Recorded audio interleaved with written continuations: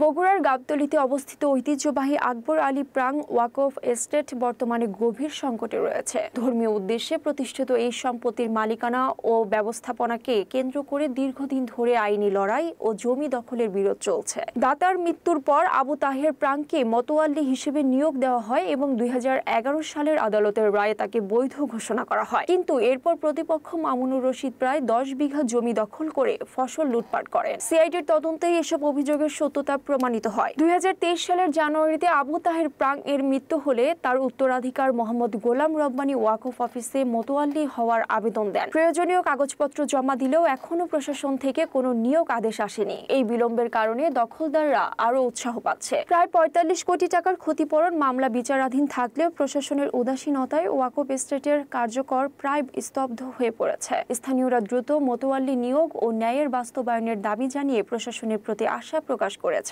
পরিদর্শক মোহাম্মদ নুরুজ্জামান জানিয়েছেন, তদন্ত চলছে এবং শীঘ্রই রিপোর্ট জমা দেওয়া হবে।